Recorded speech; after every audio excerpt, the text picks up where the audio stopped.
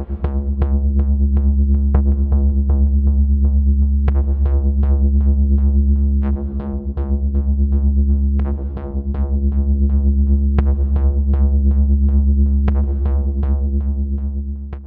folks, I'm Spencer, and on today's episode of Cult Mania we're talking about what is probably the Kaiju movie event of the year, Godzilla Vs Kong.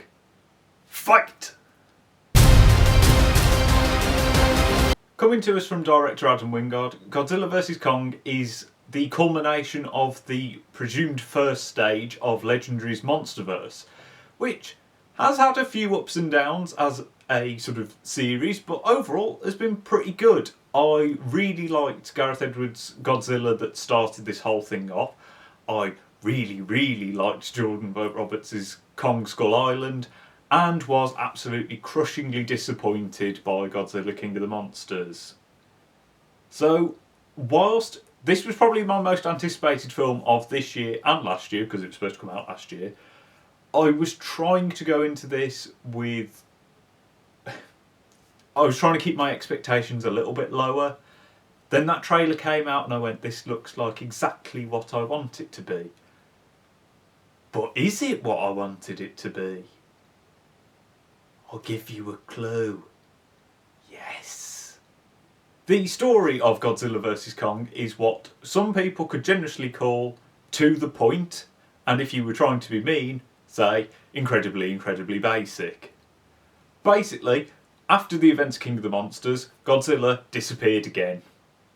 He's now reappeared, and he doesn't seem too happy as he started destroying things, namely a sort of factory lab thing owned by the Apex Corporation. And now everyone's like, oh no, Godzilla's bad. We need to have something to protect us from Godzilla. Apex are like, oh, we've got an idea for something to do that, but we need a new power source. And to find that new power source, we'll need to go to Hollow Earth. Something that's been sort of mentioned in a couple of the previous ones, but this is the first time it's a really key plot point. That brings us to the King Kong side of this story. In that, Apex need King Kong to take them to Hollow Earth because they don't really know how to get there or something. But King Kong is on Skull Island. He's being monitored there in like this big dome thing. Except he's not very happy because he's got too big and he's figured out he's in a bit of a cage. So they decide, they're sort of talking about moving Kong anyway, and then Apex turn up and are like, oh, we need Kong. So they're like, oh, okay, then we'll stick him on a boat and we'll take him to Antarctica so that he can find Hollow Earth for you. And then Godzilla appears while they've got him on the boat, and they start fighting because their races don't like each other, because in prehistoric times they had a big punch-up war thing. And then it's basically just a bunch of excuses for monsters to fight each other. And yeah, that sounds really complicated. It really isn't. It's really simple. And the plot barrels along at quite a pace.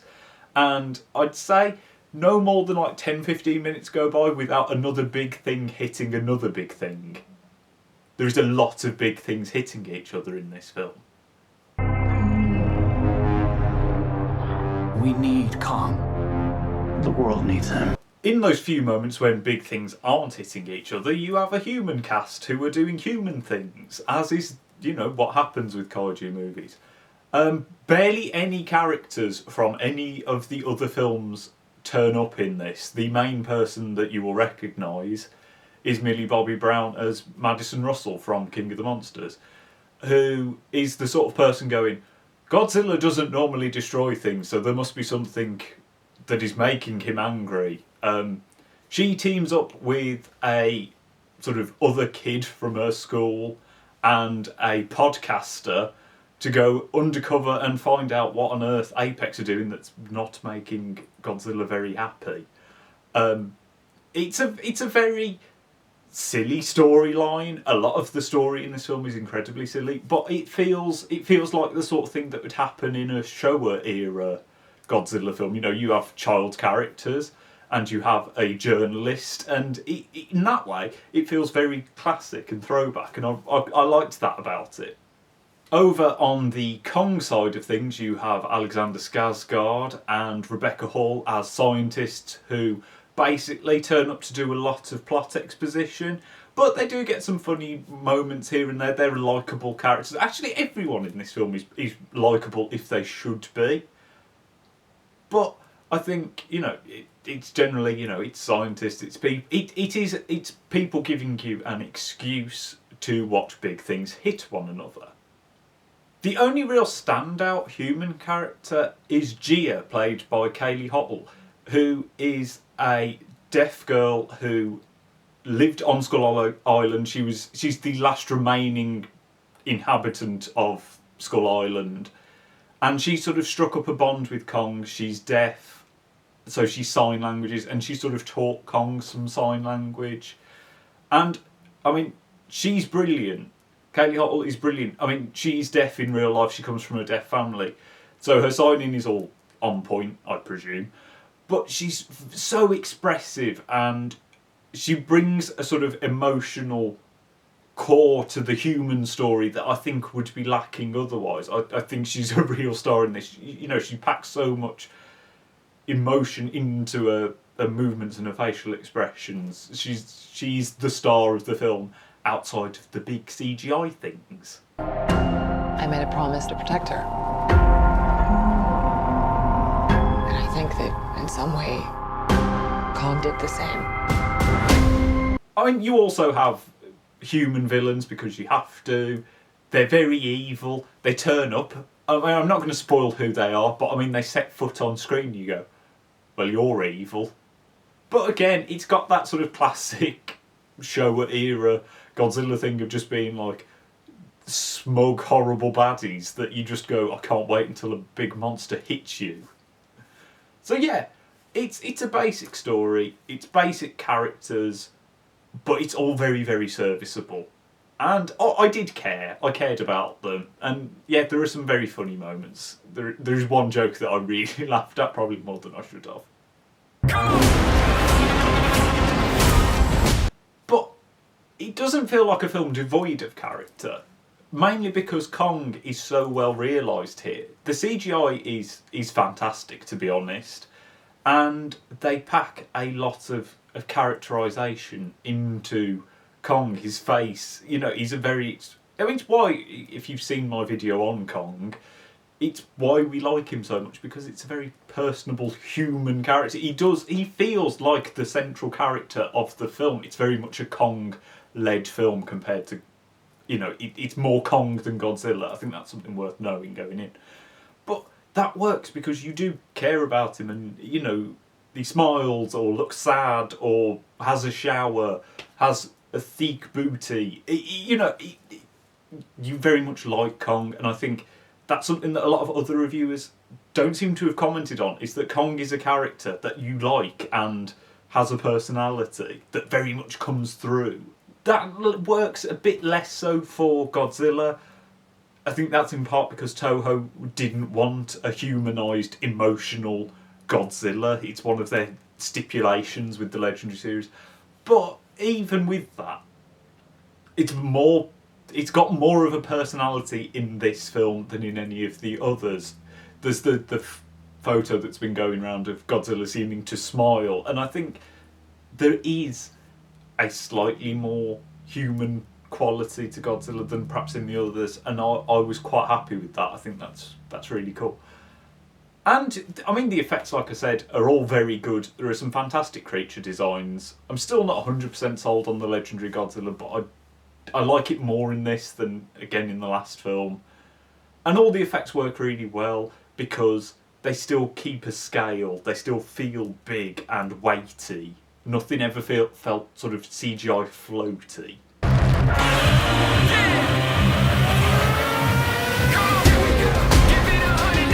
That's helped in large part by the fact that the cinematography works really, really well.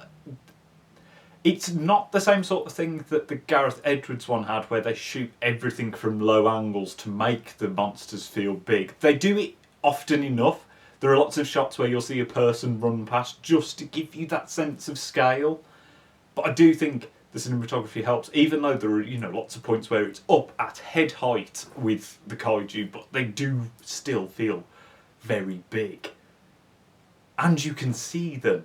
This was a huge thing when the trailer came out. There was a fight in sunshine. And it's as good as you think. Everything here is clear. All of the fight scenes, everything is so well framed, lit. You have all those jazzy colours that Adam Wingard brought to something like The Guest. You have that in the Hong Kong sequences in this film, which basically looks like it's just wandered out of Blade Runner. It's very stylish, and you can see everything, unlike King of the Monsters, where it was so dark and rainy and horrible. And, I know that Gareth Edwards' one had a lot of night photography. Here it just pops, very much in the way that Kong Skull Island did. I will say I don't think the cinematography is perhaps as inventive as the stuff that's in Skull Island, which I do think really had a sort of comic booky, fun, really creative style about it. Not to say there aren't some fantastic bits in here. I especially liked a shot in which one of the monsters knocks the other one down, and the camera does like a 360, so it follows the punch. Then you see like the monster hit the floor, and then it rotates back up so that you look back at the monster that threw the punch. Stuff like that is really, really, I don't know, it really adds a kinetic, hard-hitting quality to the fight scenes. You really feel involved, and like you're not just watching. It makes them feel physical and heavy and weighty, and like they have a real presence, because they're being shot in a way that the camera work is part of the action. So it reminds you more of a fight scene between humans, if you get what I'm trying to say. But no, overall, looks very, very jazzy. These are dangerous times. Godzilla's out there and he's hurting people, and we don't know why. And I think the soundtrack helps with what I was saying about the film feeling very, very weighty. And actually the sound design itself. All of these films have had a fantastic sound design. Even if you're not a fan of the new Godzilla Roar and would have preferred the old one, I still think it packs so much impact if you hear it on good speakers, whether you're lucky enough to have seen it in a cinema or if you've got decent speakers at home. Turn them up to watch this film, because you really want to feel the roars and the crashing and the buildings coming down. But everything has a lot of bass and weight to the sound, and it really does. Again, like, you're watching big things wallop one another in the face and like put their heads through buildings, and it sounds suitably epic and destructive. I'm not so sold on the score itself. Junkie XL has done the score for this. I think he's going by his real name on the credits, but that's who it is. This isn't as perhaps interesting as something like Mad Max Fury Road in its score. There's a lot of orchestral moments. I feel like I read somewhere that they used like the world's biggest bass drum to record some of it, and it's suitably epic in the big fight scenes. And I think like the opening theme of the film is pretty good. I like that there's some synths sort of dotted throughout. It sort of reminds you that you're watching an Adam Wingard film, and it's got that 80s inflected nature to it. But it's not something that I think anyone's ever going to go, oh, I really need to listen to the Godzilla vs Kong score outside of it. It's also a bit annoying because there's a bit, I think it's the first time Godzilla really turns up. The score sounds ever so, it sounds really close to the traditional Godzilla theme that's been with us from like 54 onwards. And it felt like, oh my god, they're going to do it. They're going to go into that traditional motif. And then it didn't. And it was just a bit like, I kind of wish they'd have used it. It would have really just lifted that moment a little bit more. But no, it's a very serviceable score that you just almost gets buried under all of the walloping that's going on. But I mean, that's fine, isn't it? Because it's walloping. So, as you can tell, I was very, very pleased with Godzilla vs Kong. I think it's not a perfect film in any way, shape or form, because its story, especially in the first sort of 10 minutes, I was really quite worried. I was like, oh no, we're going back into King of the Monsters territory, because it tries... The thing is, you'll probably seen articles now that say that it looks, you know, there are whole characters that have been cut out of the film, or it does feel very condensed. And I think very early on it feels very rushed. But I think it's that it just wants you to get to the things hitting each other. And the things hitting each other is so good. I think the fights in this are the best Monsterverse fights we've had so far. They're excellent. They're really, really good. Because they're so well choreographed and just fun. You know, that's it. It's a really fun film. Everyone in my family that was sat watching it with me said that my face just lit up when Godzilla and Kong started hitting each other. That I sat there going like that. That's the sort of film it is. And that's the sort of film we really need at the moment.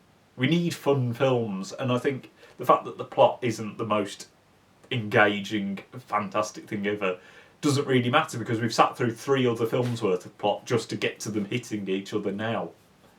And it is, you know, I'd say more than an hour of this film is hitting things. More than half of it is probably hitting things.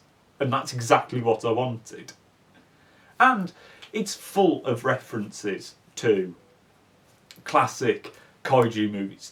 You know, whether it's names or there are shots that feel so incredibly close to things that have happened in previous films. Some of them are really silly. Others are connected more to things that I think, you know, are from serious Godzilla films or King Kong films. There is just... It's a film made by people that love kaiju cinema for people that really wanted a big, dumb monster movie. If that's what you want, I cannot see you being disappointed by it, because it is just pure fun cinema. And I'm really quite sad that I didn't get to see this in pictures, that I had to rent it and watch it on my telly, because I do think it is the blockbuster that I think I was really hoping it would be. I'm so pleased, and I just really, really hope it does well and that we get more Monsterverse, because I think it's final.